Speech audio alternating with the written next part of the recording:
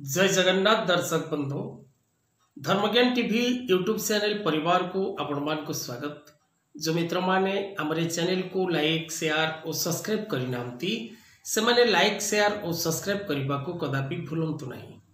दर्शक बंधु आज कार्यक्रम माध्यम आम आलोचना करवा जे जो व्यक्ति विशेष माने गृह क्लेश भोग करुचंती परिवार मध्य नानादि प्रकार घर समस्या रही एवं व्यक्ति विशेष जदि से समस्या गुड़िक भोग करुच्ची तेबे तार सहज एवं सरल उपाय कौन रही जो उपाय प्रयोग करने द्वारा आपण गृह मध्य सृष्टि होता प्रत्येक समस्या आपण को मुक्ति मिल एवं आपण खुशी और आनंद रे निज परिवार मध्य बसतिवास करेंगे।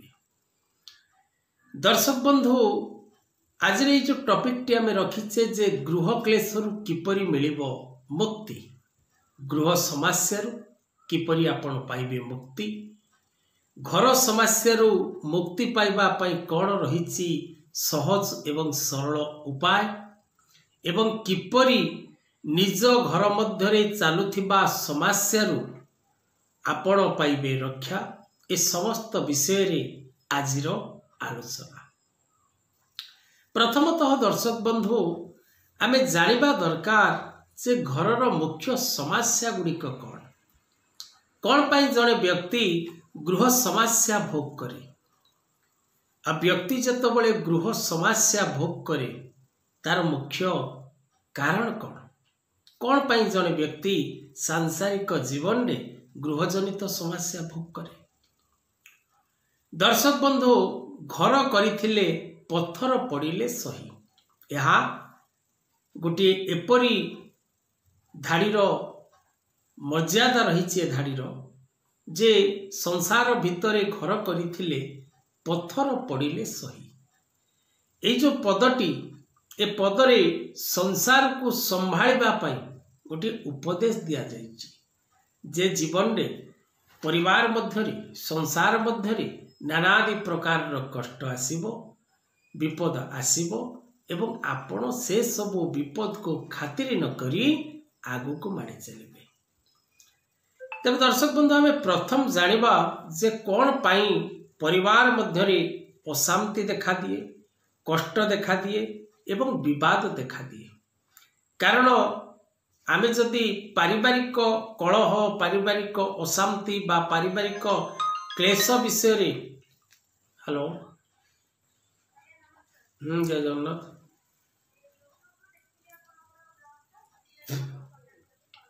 कोड कहते माँ कहतु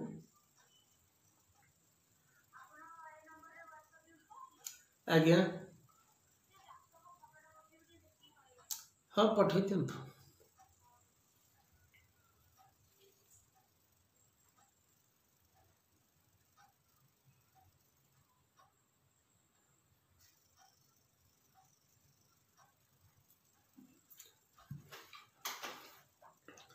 तेरे दर्शक बंधु गृह मध्य मुख्य केतोटी कारण समस्या सृष्टि हुए। प्रथमतः दर्शक बंधु प्रथम समस्याटी होउछि स्वामी स्त्री मध्य कलह अशांति विवाद संदेह बा कौनसी अदर पर्सन पाई परिवार मध्य अशांति सृष्टि होगा। द्वितीयटी दर्शक बंधु शारीरिक असुस्थता जदि परिवार कौनसी सदस्य दीर्घ दिन धरी भोग करुथांती तेबे शारीरिक असुस्थता कारण बा जदि गृह मध्य बसवास करुथिबा सदस्य माने बारंबार दुर्घटनार शिकार होती। तृतीयटी दर्शक बंधु धनर समस्या व्यवसाय करुचंती व्यवसाय रे पतन घटुची कर्ममय जीवन रु जतिकी रोजगार करुचंती ताहा परिवार पई सफिशिएंट ही पारुनी बा कर्ममय जीवन रे नानादि प्रकार बाधा विघ्नर आपण सम्मुखीन होउचंती कर्मक्षेत्र शांतिप्रद नुहे व्यवसाय बारंबार पतन दिग को गति करुची एवं धन आपण जेते संचित करने को चेष्टा करुथिले संचित करि पारु नथिबे एवं बिना कारण रे जदि शत्रु सृष्टि होता, जदि विवादर सम्मुखीन आपण होता, माली मकदमा कोर्ट कचेरी जनित दंड आपण भोग करुता एवं सभा शेष समस्यार गृह समस्यार मुख्य कारण जदि पिलापिली नवजात शिशुटीए कौन नवविवाहित दंपतिंकर हेउ न थाए बा आपणकर संतान सृष्टि हेला परे संतानटी कुपथगामी होता है।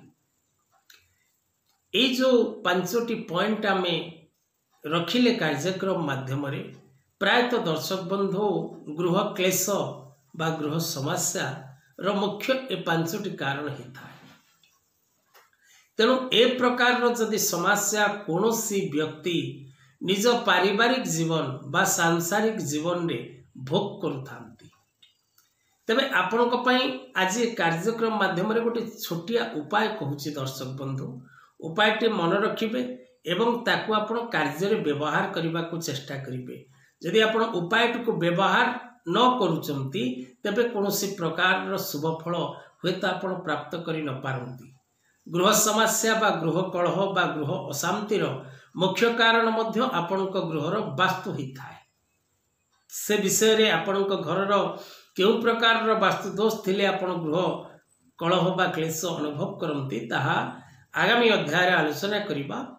आजिर विषय वस्तु जहाँ आम रखीचे जे गृह क्लेश किपरि आपण पाइबे मुक्ति गोटे छोटिया उपायटी ताको प्रयोग करने को कदापि भूलिबेनी। ए उपायटी रे विशेष किछि खर्च होबार जोग नाही।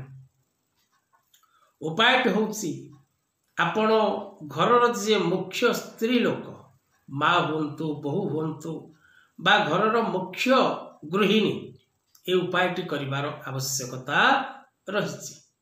उपायटी कौन करिवे ना दर्शक बंधु उपायटी होउछि आपण प्रातः समय उठी बुधवार किंबा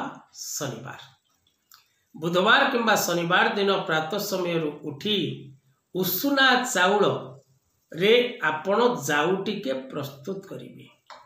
उषुना चाउल सेथिरे किछि गुड़ पकेई देबे। चाउल जतबेले जाऊ आकार हेइजिवो सेथिरे किछि गाई घियो पकेई देबे एवं जतबेले ये ठंडा हेइजिवो गोटे अगिचा कदली पत्र रे आपण कोनोसी गोमाता को बा वृषभ को खाइबा को दियंतु। ए उपायटी आपण 11 गोटी शनिवार बा 11 गोटी बुधवार करिवे। जदि बुधवार करिवे प्रत्येक सप्ताहर बुधवार दिन करिवे आउ जदि शनिवार दिन ए कार्यटी करबा पई आपण मनस्थ करिवे तेबे शनिवार दिन ए उपायटी करिवे। भक्ति विश्वास श्रद्धा यहाकू रखी आपण उपायटी करंतु निश्चित भाव रे आपण सफलता लाभ करिवे एथिरे कोनोसी संदेह नाही। आजिर कथा वस्तु को एठी